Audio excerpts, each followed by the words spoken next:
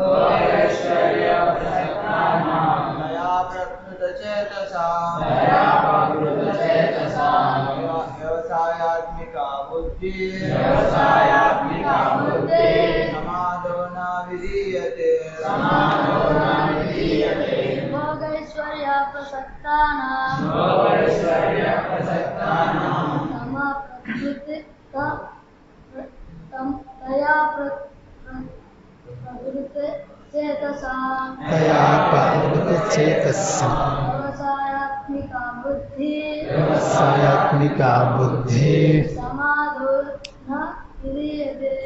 సమాధౌ న విధీయతే. ఐశ్వర్యప్రసక్తానాం తయాపహృతచేతసాం వ్యవసాయాత్మికా బుద్ధి సమాధౌ న విధీయతే.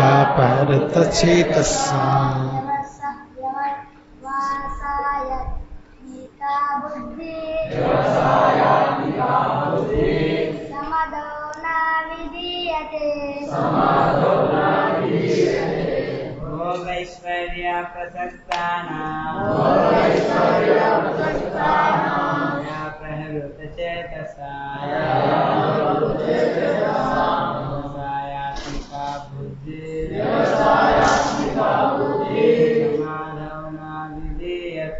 సమాధౌ న విధీయతే. భోగైశ్వర్యప్రసక్తానాం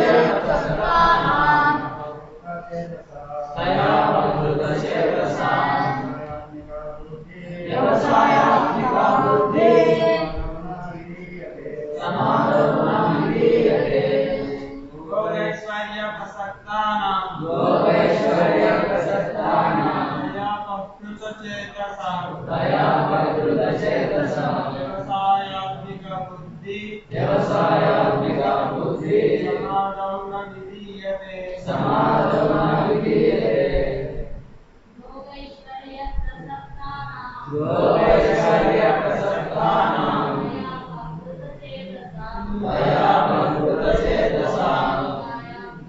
समाधौ न विधीयते.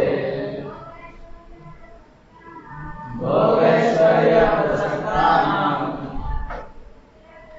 तयापहृतचेतसां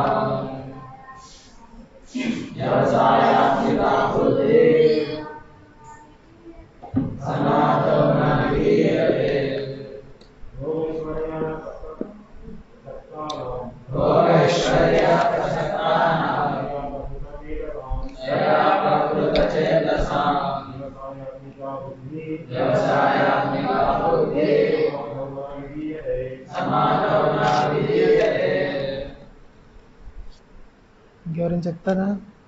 భోగైశ్వర్యప్రసక్తానాం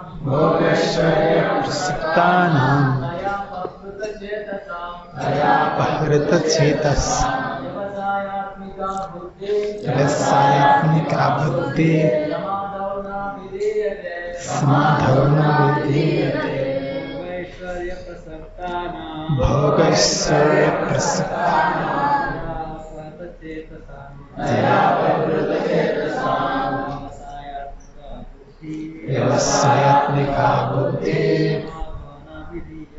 समाधौ न विधीयते भोगैश्वर्यप्रसक्तानां तया प्रवृत्तचेतसां व्यवसायात्मिका बुद्धिः समाधौ न विधीयते భోగ ఐశ్వర్య భౌతిక భోగానుభవముల యందును సంపదల యందును ప్రసక్తానాం ఆసక్తులైన వారికి తయా వాటి చేత అపహృత చేతసాం మోహగ్రస్తమైన మనస్సులు కలవారికి వ్యవసాయ ఆత్మిక నిశ్చయముతో కూడిన బుద్ధి భగవానుని భక్తియుక్త సేవ సమాధౌ నియమితమైన మనస్సునందు న విధీయతే కలుగదు. భావం చూడండి, భావం భాష్యం శ్రీల ప్రభుపాద ద్వారా భోగానుభవమునందును లౌకిక సంపదలందును మిక్కిలి ఆసక్తులై వానిచే మోహపరవశులగు వారి మనస్సునందు భగవానుని భక్తియుక్త సేవ కొరకు స్థిరమైన నిశ్చయం కలుగదు. భాష్యం సమాధి అనగా స్థిరమైన చిత్తం. సమాధి అనే పదం ఉందా ఇందులో? సమాధౌ. సమాధం అంటే ఏముంది అర్థం? నియమితమైన, అంటే మనసు ఫిక్స్డ్గా స్థిరంగా ఉండిపోయేదాన్ని సమాధి అంటారు. అంటే మనం మామూలుగా బయట సమాధి అంటాం కదా, ఏంటది? శరీరం కదలకుండా ఇంకా కదలలేని స్థితి వస్తే అప్పుడు సమాధి అంటారు. వాస్తవానికి సమాధి అంటే ఇక్కడ మనసు ఒకే విషయం పైన కేంద్రీకరించడం, ముఖ్యంగా భగవంతుని పైన మనసు పెట్టడం పూర్తిగా, ఇది సమాధి అంటారు. అంతేగాని చనిపోయిన తర్వాత ఇది మట్టిలో పాతి పెట్టడం ఇది సమాధి, దాన్ని కూడా సమాధి అంటారు. ఇంకా కదలలేడు కదా అక్కడి నుంచి, నిశ్చలం. మనస్సు నిశ్చలంగా ఉంచడం సమాధి అని. ఇది ధ్యానయోగంలో వస్తుంది సమాధి. ఏమేమి 8 దశలు? యమ, ఆసన, ప్రాణాయామ, ప్రత్యాహార, ధ్యాన, ధారణ, సమాధి. ధ్యానంలో ఉన్నతమైన స్థితి ఏంటి? సమాధి. ఆ సమాధి స్థితిలో ఎలా ఉంటుంది మనసు? ధ్యానంలో సమాధి స్థితి ఎలా ఉంటుంది మనసు? వాస్తవంగా పరమాత్మను దర్శించినటువంటి స్థితి సమాధి స్థితి. హృదయస్థ పరమాత్మ. హృదయస్థ పరమాత్మ అంటే ఈశ్వర సర్వభూతానాం హృదయస్య అర్జున తిష్టతి. హృదయస్య అర్జున తిష్టతి. పరమాత్మ రూపంలో నేను అందరి హృదయంలోనూ ఉన్నాను. పరమాత్మ అందరి హృదయంలోనూ ఉన్నాడు. సో యోగి నిజంగా తన పరిపూర్ణత సాధిస్తే, చక్కగా యోగా ఆచరిస్తే, చివరికి అతను పొందే ఫలితం పరమాత్మను దర్శించాలి. హృదయంలో ఉన్న పరమాత్మని దర్శించిన తర్వాత ఇక మనసు అటు ఇటు పోదు, పూర్తిగా పరమాత్మ మీదనే మనసు ఏకాగ్రంగా పెట్టి ఉంటాడు. భగవంతుడి యొక్క పరమాత్మ యొక్క అందానికి ఆకర్షితుడే. ఇప్పుడు నీకు చూడు, చాలా అత్యంత ఆకర్షణీయమైనటువంటి అందం గల వాళ్ళు కనిపిస్తే అలానే చూస్తుండిపోతారు, చూస్తుండ్రు. లేదు, చాలా అత్యున్నతమైనటువంటి విద్య కల వ్యక్తి వచ్చాడు, అతని గురించి వినున్నారు లేదా చూశారు మొట్టమొదట, ఆయన గురించే వినాలనిపిస్తుంటే చూడాలనిపిస్తాము. ఇంత చాలా పెద్ద చదువు వచ్చి తనకి. ముఖ్యంగా మనం అర్థం చేసుకోవాలంటే అందం గురించి అర్థం చేసుకోవచ్చు. సినీ నటులు ఎవరైనా వచ్చారు లేదా వాళ్ళ గురించి ఎక్కువ ప్రస్తావన జరుగుతుంటుంది, చూస్తుంటారు వాళ్ళని. అందం, భగవంతుడు పరమాత్మ ఎంత అందంగా ఉండాలి, సకల అందానికి నీది, అందానికి మూలం ఆయనే, ఆయన నుంచి అందం అంతా వచ్చేది. అరువు తెచ్చుకున్న అందం అన్నది. అరువు తెచ్చుకోవడం అంటే అప్పు తెచ్చుకున్నాం, అదేది అప్పు తెచ్చుకొని కుల్లకడం అంటారు. ఇప్పట్లో ఎక్కువ అది బాగా ఎక్కువ ఉంది, అది ఎక్కడ చూసినా కూడా. అప్పు చేయడం, ఆడంబర జీవితం గడపడం. మరుసటి రోజు ఏం చేస్తారు? ఇన్సాల్వెన్సీ పిటిషన్, అంటే దివాలా తీశాను అని చెప్పేసి.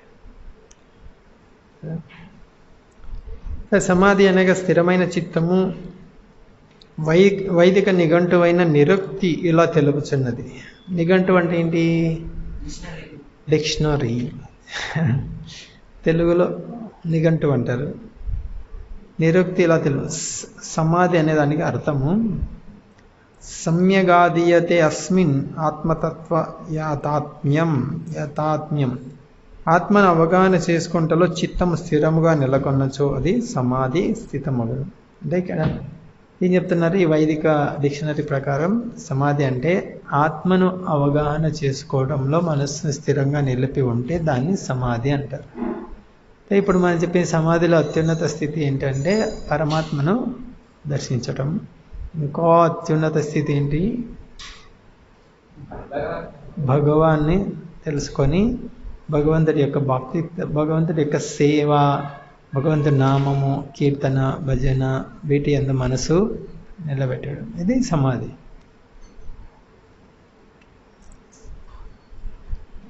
భౌతిక ఇంద్రియ తృప్తి పట్ల ఆసక్తులైన వారికి కానీ, ఇక్కడ సమాధి అంటే ఏం చెప్పారు? మనసు,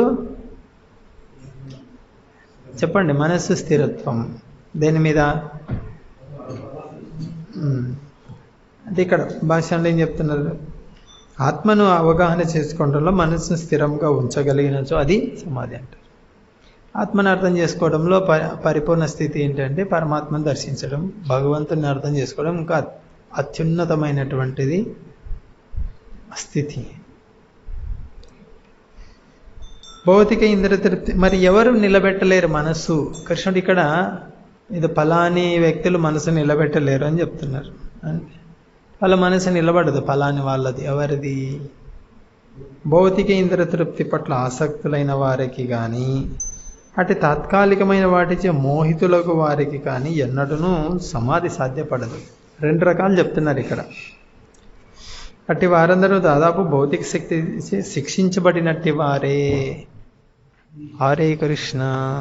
ఎక్కడ అశోకు? చూడండి, రెండు రకాలైన వాళ్ళకి మనసు నిలబడదని చెప్తున్నారు ఇక్కడ. వేటి ఎందు నిలబడదు మనసు? వేటి ఎందు, దేని ఎందు మనసు నిలబడదు అని చెప్తున్నారు ఈ శ్లోకంలో. ఆత్మను అర్థం చేసుకునేటువంటి విషయాలు అంటే ఆధ్యాత్మిక విషయాల్లో మనసు నిలబడదు, మనసు నిలకడ ఉండదు. రెండు రకాల వాళ్ళు ఉంటారు అటువంటి వాళ్ళలో అని చెప్పారు. ఒక రకం ఎవరు? భౌతిక ఇంద్రియ తృప్తి ఒకటవది, రెండవది తాత్కాలికమైన వాటిచే మోహానికి లోనగువారు. ఏంటి దీంట్లో వ్యత్యాసం? ఇంద్రియ తృప్తి పట్ల ఆసక్తి కలవారు అంటే ఎవరు?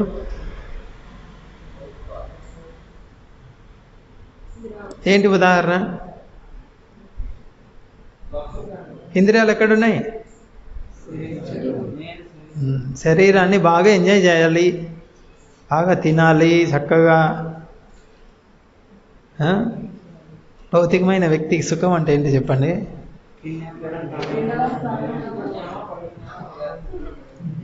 బాగా కన్నార నిద్ర, కడుపార తిండి కన్నారు. ఇది భలే చెప్తారు. బాగా కష్టపడు, బాగా తిను, బాగా నిద్రపో. కొంచెం యవ్వనం వచ్చిన తర్వాత ఏం చెప్తారు? పెళ్ళి చేసుకొని సుఖపడు, పెళ్ళి చేసుకొని సుఖపడు, ధనం సంపాదించి సుఖపడు. ఇదే చెప్పేది, మనకి నేర్పించేది ఇదే. అంటే ఏం నేర్పిస్తున్నారు? బాగా తినాలి, చక్కగా తాగాలి, కళ్ళకు బాగా ఏదో అందమైన సినిమాలు చూపించడం, శరీరానికి అలంకరణ చేయటం. ఈ శరీరానికి అలంకరణ చేసేది దీంట్లో మోహం కిందకు వస్తుంది. నేను శరీరం అనుకోవడం మోహం, ఇల్యూషన్ అంటారు కదా. ఎవరు నువ్వు? ఎవరు నువ్వు? ఏం చెప్తారు ఎవరు నువ్వు అంటే? ఏదో ఐడెంటిటీ కార్డు తీసి చూపిస్తా, ఇదో చూడు ఇది నేను, లేకుంటే నేను ఫలానా వ్యాపారస్తుని, నేను ఫలానా విద్యార్థిని. ఇదంతా మోహానే, మోహానికి గురి కావడం ఇదంతా. ఇది అజ్ఞానము కాదా? మన భాగవతం చదువుతున్నాం కదా, 5 రకాల అజ్ఞానాల్లో 5 అజ్ఞానం. మోహానికి గురి కావడం, ఇంకొకటి ఆత్మవంచన, నేను నువ్వు మోసం చేసుకోవడం, మోహం, ఇల్యూషన్, కోపం, మిథ్యాస్వామ్య భావన, నేను యజమానిని, ఇదే భ్రాంతిమయ దేహాత్మ, ఇదే మోహానికి గురి కావడం. భౌతిక ఇంద్రియ తృప్తి పట్ల ఆసక్తులైన వారు ప్రపంచం మొత్తం ఏం నేర్పిస్తున్నారు మనకి? నువ్వు ఎంతసేపు బాగా తినాలి, తాగాలి, ఎంజాయ్ చేయాలి, కామం అనుభవించాలి. ఇవి లేకుంటే ఎలా సుఖపడతావు నువ్వు? ఎలా బాగుపడతావు నువ్వు?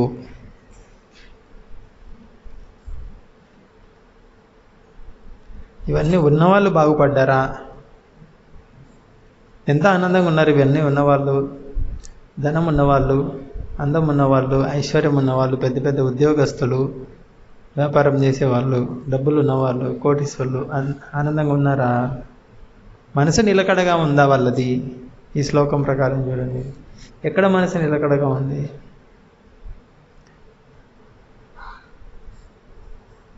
మనసు నిలకడగా లేదు. ఎందుకు లేదు? ఇంద్రియ భోగం. ఈరోజు ఒక రకమైనది తింటావు, తర్వాత ఇంకొక రకమైనది తినాలనిపిస్తుంది. ఈరోజు ఒక స్త్రీ లేదా ఒక పురుషుడితో శారీరకంగా ఆనందంగా ఉంటావు, రేపు అంటే ఇప్పుడున్నటువంటి సంస్కృతి ఎలా ఉంది? అక్రమ సంబంధాలు తప్పు అని చెప్పేటువంటిది కూడా లేదన్నమాట. చాలా సహజం అన్నమాట. ఈ శరీరం ఇప్పుడు నచ్చింది, ఆ శరీరం ఇంకొక శరీరం నచ్చింది, ఇంకో శరీరం నచ్చింది. ఆ శరీరాన్ని నువ్వు ఉపయోగించుకో నీ ఆనందం కొరకు. శరీరాలు, ఇంద్రియ తృప్తి, ఇటువంటిది బాగా ఎంకరేజ్ చేస్తున్నారు ఇప్పుడు. మనసు నిలకడలేనటువంటిది. ముందే మన మనసు నిలబడు సరిగా. ముందే కోతి, ఆ పైన కళ్ళు తాగిందండి. కోతి అంటేనేంది?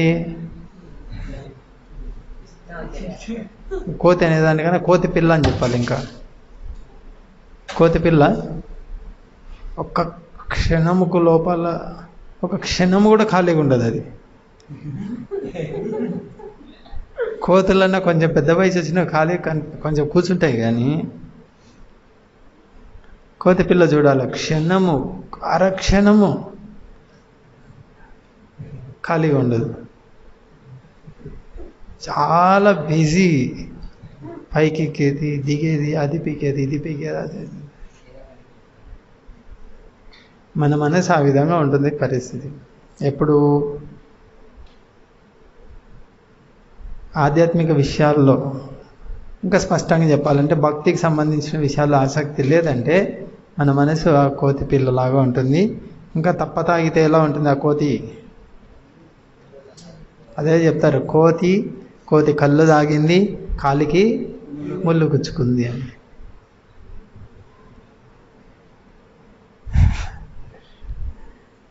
మన పరిస్థితి అదే.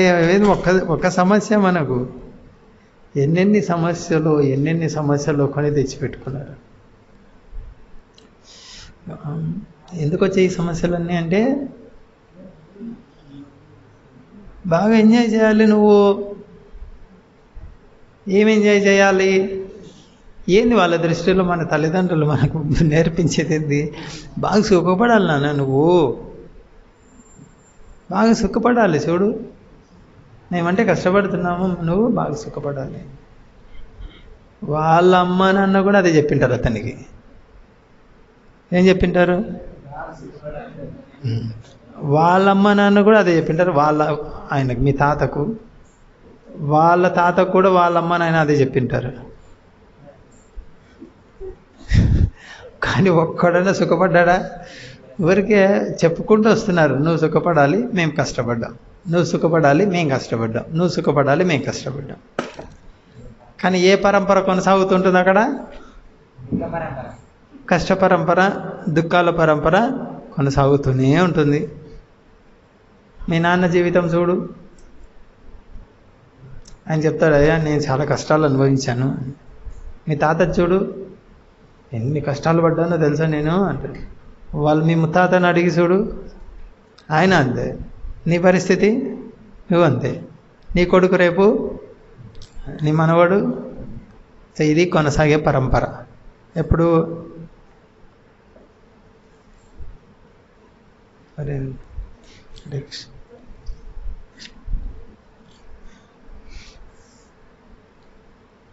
మనసు శరీరాన్ని బాగా సుఖపెట్టాలనుకున్నప్పుడు వచ్చేటువంటి ఫలితం ఇది. వారసత్వ సంపద ఏం మిగులుతుంది? దుఃఖమే దుఃఖం.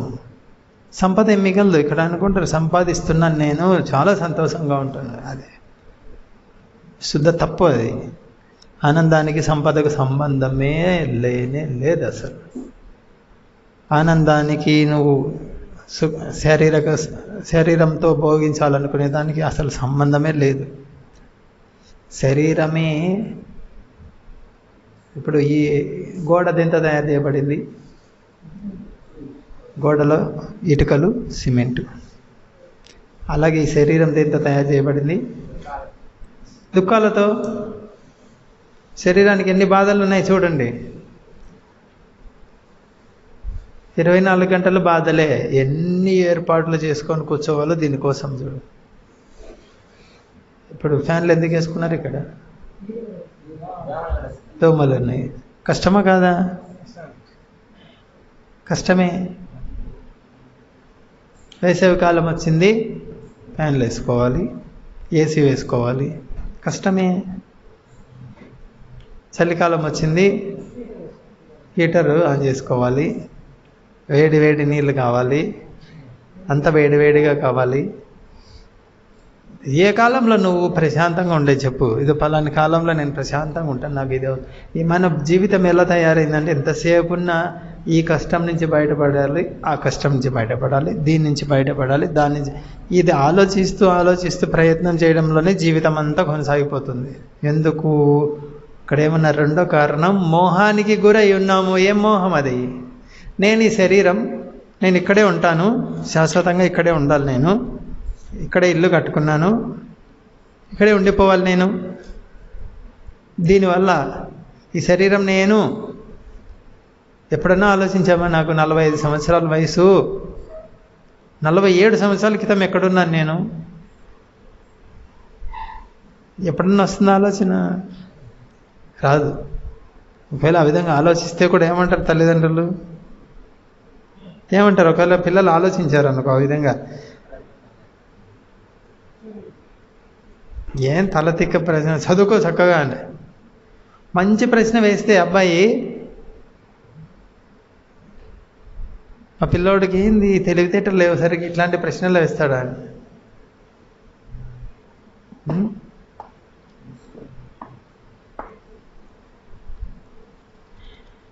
సో ఇక్కడేమి మనకంతా నేర్పించేది, బాగా అనుభవించాలి. నువ్వు ఈ శరీరం శాశ్వతంగా ఉంటావు ఇక్కడే. నువ్వు నెంబర్ 1 రావాలి. దేంట్లో నెంబర్ 1 రావాలి? ఎక్కడ నువ్వు నెంబర్ 1? ఇది పెద్ద మోహం. ఇది నెంబర్ 1 రావాలి. ఎక్కడ వస్తావు నెంబర్ 1? మీ స్కూల్లో వస్తావు, క్లాస్లో వస్తావు. అట్లాంటి క్లాసులు ఎన్నో ఉన్నాయి ప్రపంచంలో. నువ్వు ఎట్లా నెంబర్ 1? స్కూల్లో నెంబర్ 1 వచ్చావు. అట్లాంటివి ఎన్నో స్కూళ్ళు ఉన్నాయి. టౌన్లో వచ్చావు, లేదా స్టేట్లో వచ్చావు, లేదా దేశంలో వచ్చావు, పోనీ అంతర్జాతీయంగానే వచ్చావు అనుకో నెంబర్ 1. ఎంతకాలం ఉంటుంది నీ స్థానం? వచ్చినప్పుడు ఏమనిపిస్తుంది? ఇక నేను శాశ్వతంగా ఉండిపోతాను దీంట్లో. ఇది వరల్డ్ కప్లోనే తీసుకో, ఏదన్నా అథ్లెట్స్ కానీ గేమ్స్లో వాటిలో నెంబర్ 1 1 2 3 స్టెప్స్ పెడతారు కదా, ఎక్కిస్తారు పైకి. ఎక్కించి చేతిలో 10 రూపాయల కప్పు పెడతారు చేతిలో, పైన గోల్డ్ కోటింగ్ పోసి అది తెచ్చి కబోర్డ్లో పెట్టుకుంటాడు. అది కొన్ని నెలల లోపల కలరు అది చూపిస్తుంటుంది. ఎవరి మూర్ఖుడా, ఈ సంవత్సరమే నీది ఉండేది, అయిపోతుంది నీది అని అది రంగు మారుతూ ఉంటుంది కప్పు. కానీ అది చూపెట్టుకుంటుంటాడు. ఎవరైనా ఇంటికి వస్తే ఈ కప్పు పలానప్పుడు వచ్చింది, ఇది పలానప్పుడు వచ్చింది, ఇది పలానా, అది రంగు మారిపోతుంది, చిల్లు పడుతుంది, అది చెప్పడు. అంటే అయిపోయింది నాది అని ఇది రాదు. ఎందుకు? మోహానికి గురై ఉన్నారు. ఒకటేంది, నేను తినాలి, తాగాలి, ఎంజాయ్ చేయాలి, అటువంటి వాళ్ళ మనసు నిలబడదు.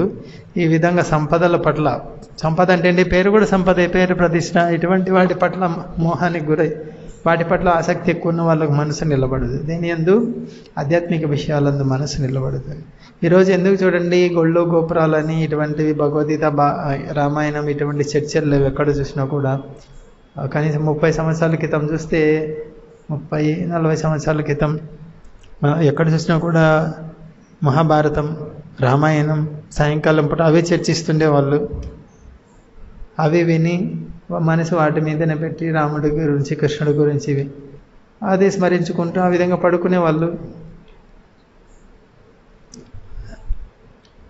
వాళ్ళ మనసు ఎలా ఉంటుంది? ఆ విధంగా భగవంతుడి గురించి లేదా ఆధ్యాత్మిక విషయాల గురించి చర్చించుకుంటూ అదే చూసి అదే స్మరించుకుంటూ పడుకుంటారు. ప్రస్తుత పరిస్థితి ఎలా ఉంది చూడండి. రాత్రి పడుకునేటప్పటికి ఏం చూసి ఉంటారు?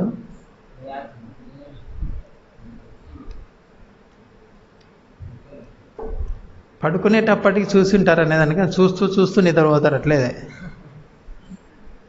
ఏంది, అరచేతిలోనే ఉంటుంది. ఇప్పుడు ఇంత ఉందన్న టీవీ పెట్టుకోవాలి, కుటుంబ సభ్యుల పక్క వాళ్ళకి ఇబ్బంది అవుతుందేమో అని. ఇప్పుడు అది కూడా లేదు. ఎవరి పాటికి వాళ్ళు చూసుకుంటూ దయ్యాలు, దాంట్లో భూతాలు, దాన్ని మనసుని పాడు చేసే విషయాలన్నీ చూసుకుంటూ అలాగే ఎక్కడ మనసు బాగుపడేది చెప్పండి? ఈ శ్లోకం ప్రకారం ఏంటి? సమాధి, మనసు నిలబడాలి. ఎక్కడ నిలబడుతుంది నీకు మనసు?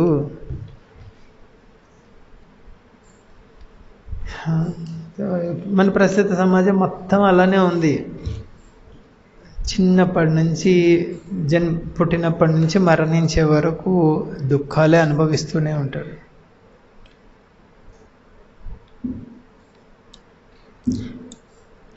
మనం సుఖం అనేది అనుకుంటున్నాం. ఇక్కడ కొంచెం సేపు ఫ్యాన్ తిరుగుతుంది, దోమలు కరవట్లేదు నన్ను, ఇది సుఖం అనుకుంటాం. ఈ సుఖం కాదు, కష్టం నుంచి కొంచెం విరామం అంతే. కష్టం నుంచి కొంచెం విరామం. మనకు అడుగడుగున శిక్షలు. భౌతిక ప్రపంచం గురించి కృష్ణుడు ఏం చెప్తున్నాడు? దుఃఖాలయం అంటున్నాడు. ఆలయం అంటే ఏమి? నిండుగా ఉంది. ఏముంది? దుఃఖం. ఎక్కడ చూసినా దుఃఖమే నిండుగా ఉంది అని. మనమే ఈ దుఃఖాలయాన్ని ఏం చేయాలని చూస్తాము? సుఖాలయం చేయాలని చూస్తాం. ఆలయం అంటే నిండుగా ఉండేది అని. విద్యాలయం అంటే అక్కడ ఎక్కడ చూసినా విద్య గురించే చెప్తారు. పుస్తకాలయం అంటే ఎక్కడ చూసినా పుస్తకాలే దొరుకుతాయి.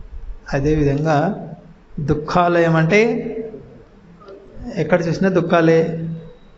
చూడండి, మన జీవితంలో పుట్టినప్పటి నుంచి చనిపోయే వరకు దుఃఖమే, చనిపోయిన తర్వాత దుఃఖమే, తల్లి గర్భంలో దుఃఖమే, చిన్న శిశువుగా ఉన్నప్పుడు దుఃఖమే, కొంచెం పెరిగి పెద్దవాడు అయ్యాడు దుఃఖమే. ఆ పిల్లవాడికి ఇష్టం ఉండదు ఈ చదవడం, బలవంతంగా వేస్తారు. సరే వీళ్ళ దగ్గర తట్టుకోలేక బడికి వెళ్తాడు. అక్కడ వాళ్ళు ఒత్తిడి చేయడం, ఏదో చదువుతాడు, బై హార్ట్ చేస్తాడు. అర్థం ఏం కావనుకో, అర్థమయ్యేది ఎప్పుడంటే కొంచెం 10-12 వయసు వచ్చినప్పుడు అప్పుడు అర్థం అవ్వడం మొదలవుతుంది. ఏం చదువుతున్నాం ఏంటి అనేది. ఆ లోపల అదంతా ఉరక ఏం చేస్తారు, బాగా బట్టి కంఠస్థం చేపిస్తారు మొత్తం. దాని అర్థమైతే తెలియదు.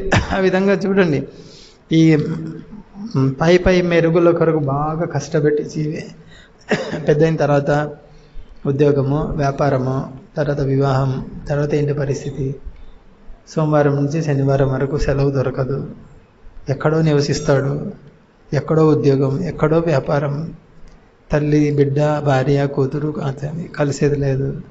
ఒకవేళ కలిసి ఉన్నా కూడా మనసులు కలవవు, శరీరాలు ఒక చోట ఉన్నా కూడా. ఎంత ఘోరమైన పరిస్థితి చూడండి ఇప్పుడు.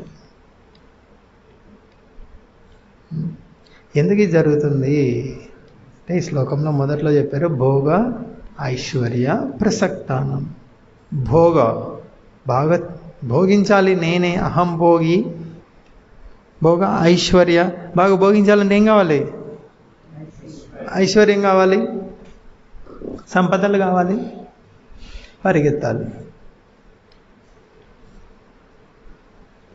ఎంతవరకు పరిగెత్తాలి,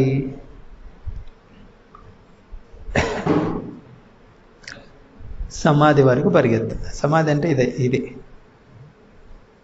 మట్టిలో పాతి పెడతారు లేదా దహనం చేస్తారు, అంతవరకు పరిగెత్తాలి. ఆగుతుందా అంతట పరుగు? కొంచెం విరామం, శయనం. ఎక్కడ? జనని జఠరే శయనం. కొంచెం విరామం, మళ్ళీ పరుగు, మళ్ళీ అదే దుఃఖాలు, అదే స్కూలు, అట్లాంటిది చదువు, అలాంటిది. సరే, రొటీన్ అయిపోయింది. భోగ ఐశ్వర్య ప్రసక్తానం తయా అపహృత చేతసం. అపహృత అంటే తెలుసా? దొంగిలించబడు, అపహరించడం. ఏం అపహరించబడిందని చెప్తున్నారు ఇక్కడ కృష్ణుడు? చేతసాం అంటే ఏముంది? చేతసాం అంటే పుస్తకంలో చూడండి, చేతసాం ప్రతి పదార్థాల్లో మన మనస్సు దొంగిలించబడిపోయిందంట. ఎవరు దొంగిలించారు? ఎక్కడి నుంచి దొంగిలించారు?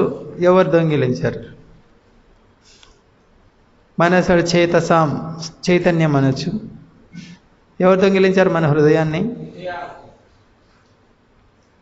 శరీరాలు, శారీరక సుఖం. వాస్తవానికి మన మనసు ఎక్కడ ఉండాలి?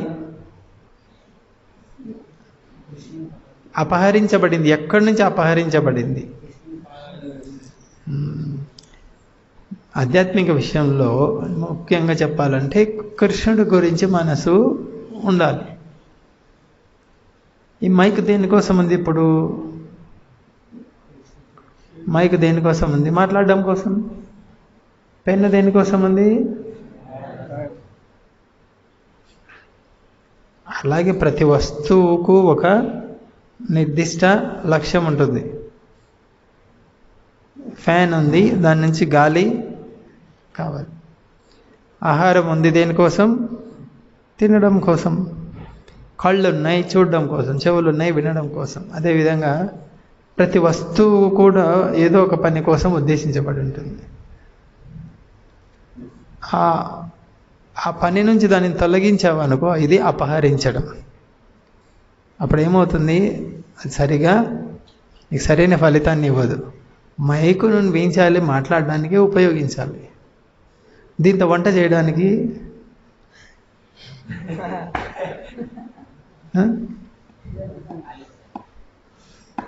మన వాళ్ళు ఎవరో పట్టారు కదా, పండు తినిపించారు మైక్కి. మైక్ బలహీనమైందని దానికి ఏదో సీతాఫలం పండు ఏదో తినిపించారు అన్నమాట.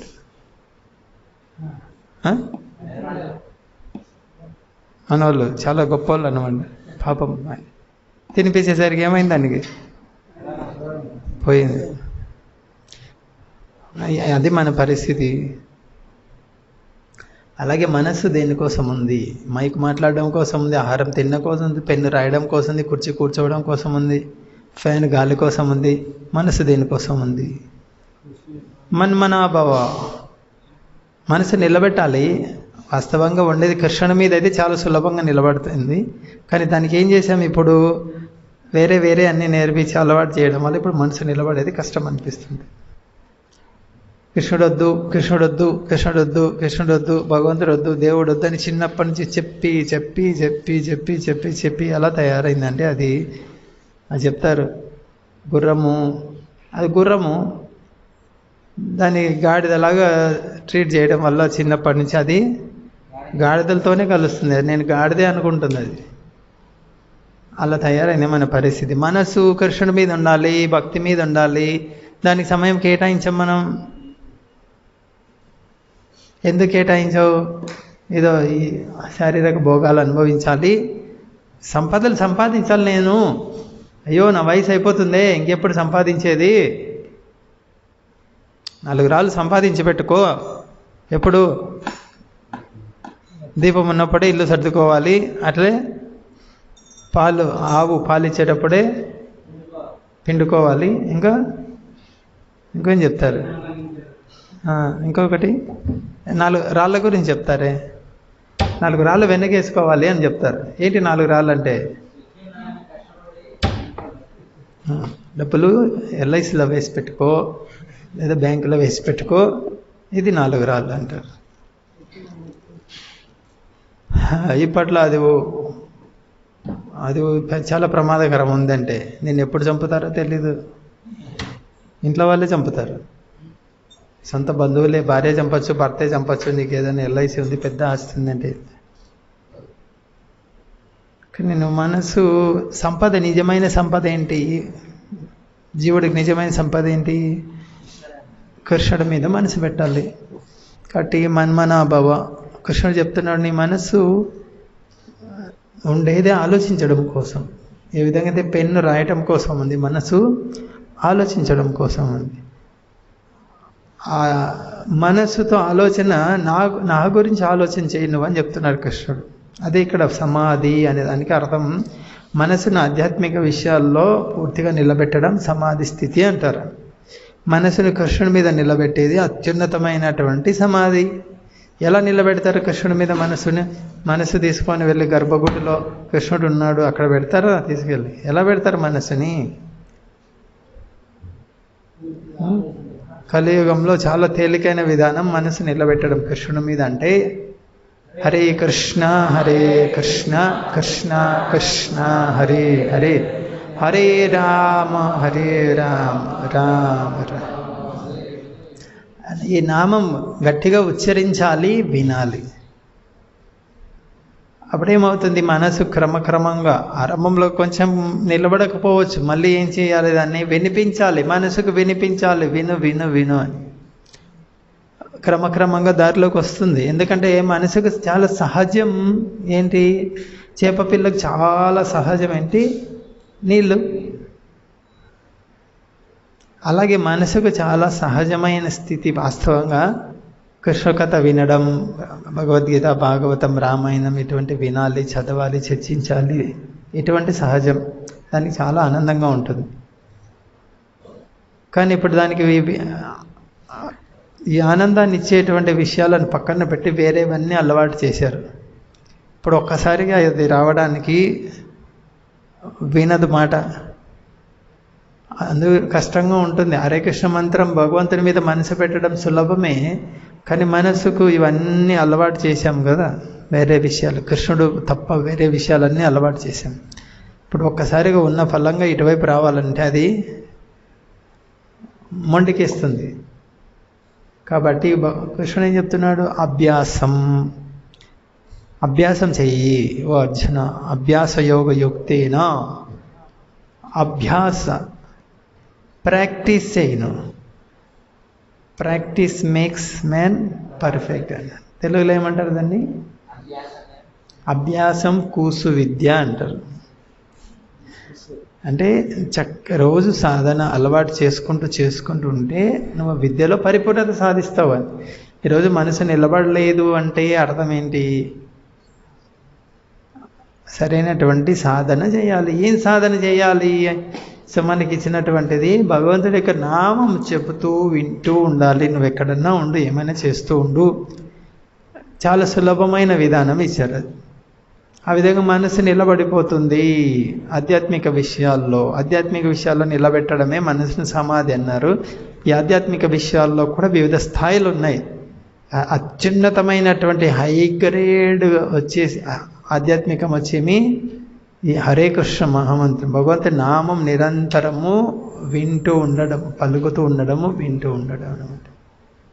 దీనివల్ల మనసు నిలబడుతుంది. వేరే మార్గం లేదు. హరేర్నామ హరేర్నామ హరేర్నామ ఇవ కేవలం కలౌ నాస్తేవ నాస్తేవ. నువ్వెన్నైనా ఆలోచించవచ్చు, ఆ విధంగా కొంచెం బాగుంటుందేమో, ఈ విధంగా కొంచెం ఏ విధంగా బాగుండదు. ఒక్క విధమే బాగుండేది. మనసును భగవంతుడి నామము, భగవద్గీత, భాగవతం ఇటువంటి వైపు భగవంతుడి సేవ ఎలా చేయాలి, భగవంతుడి నైవేద్యం ఎలా పెట్టాలి, ఇటువంటి వాటి విషయాలకు వెళ్ళినప్పుడు నీ మనసు ప్రశాంతంగా ఉంటుంది, ఆనందంగా ఉంటుంది, మనసు నిలబడుతుంది. నీతో కోతి ఆడినట్లు ఆడించదు. నిన్ను చాలా ఆనందంగా ఉంటావు జీవితంలో. ఇక్కడేమి భోగైశ్వర్య ప్రసక్తానాం అంటే, ప్రసక్తానాం అంటే ఏమని చూడండి, ప్రతి పదార్థాల్లో ప్రసక్తానాం ఆసక్తి ప్రసక్త. ఇంకా స్పష్టంగా చెప్పాలంటే దాన్ని ప్రసక్తానం అంటే చాలా గాఢమైనటువంటి ఆసక్తి అని. ప్రసక్తానం మనసును మరల్చాలంటే కూడా కష్టం, అంత గాఢంగా ఆసక్తి పెంచుకున్నారన్నమాట. ఎంత ఇప్పుడు ఉదాహరణకి చూడండి, అంటే భౌతికమైన ఉదాహరణ, సినిమాల్లో కానీ భౌతికంగా చూపిస్తుంటారు. అమ్మాయి అబ్బాయి ఒకరినొకరు ఇష్టపడ్డారు, మనసు దొంగిలించబడుతుందా లేదా?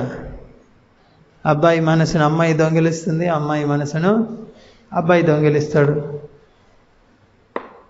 వాళ్ళకి ప్రపంచంలో ఏం జరుగుతున్నవి ఏమీ కనిపించవు. వాళ్ళ కళ్ళ ముందరే ఏమంది ఎవరైనా వెళ్తున్నా కూడా వాళ్ళ మనసు ఎక్కడుంది?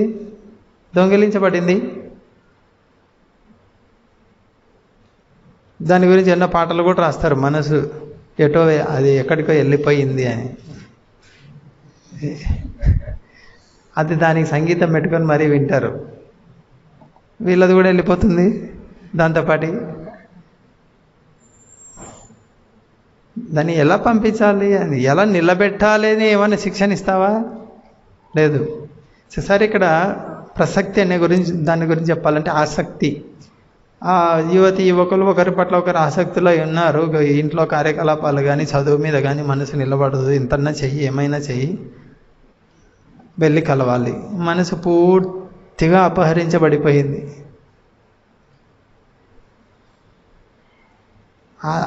ఇది ఆసక్తి అంటే.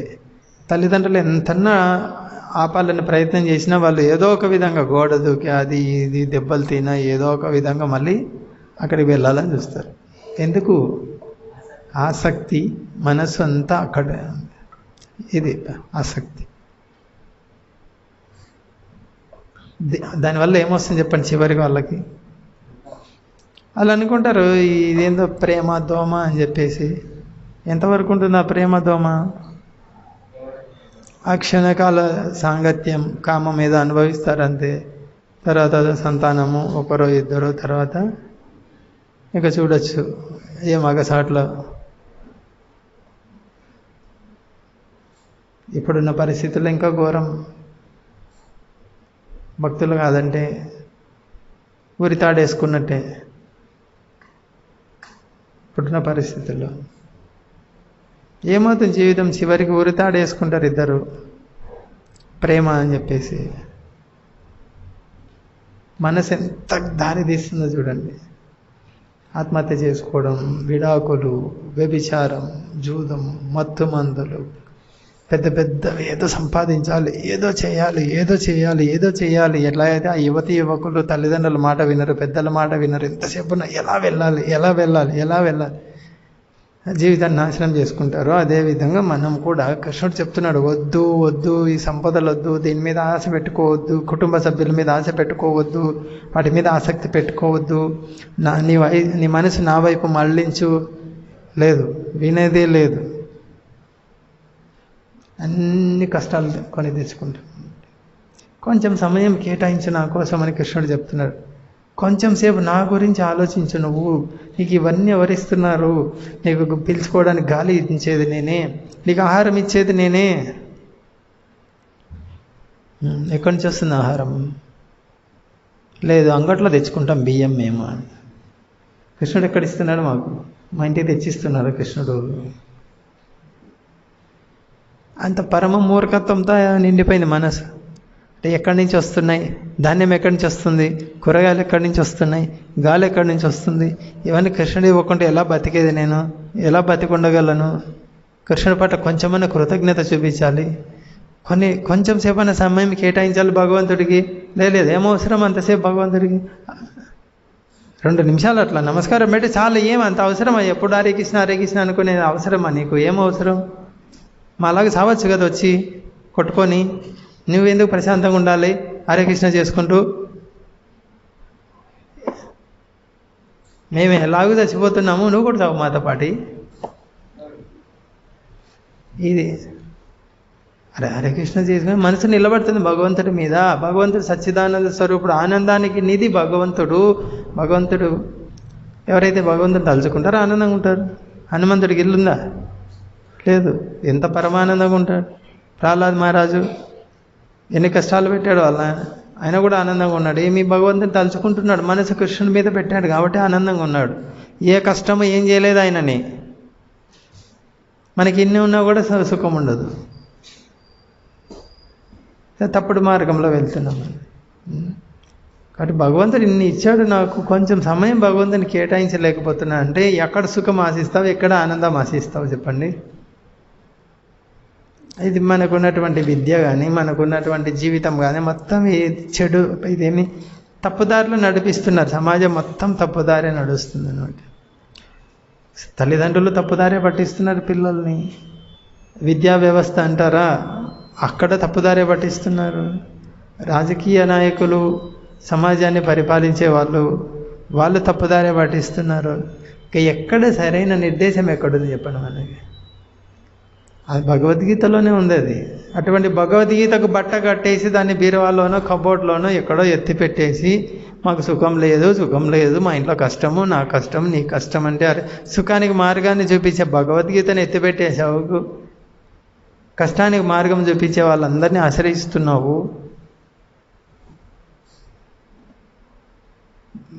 టైం లేదండి మాకు భగవద్గీత చదవడానికి అంటే అర్థమైంది, సుఖపడడానికి మాకు టైం లేదు, మాకు వద్దు సుఖం అనే.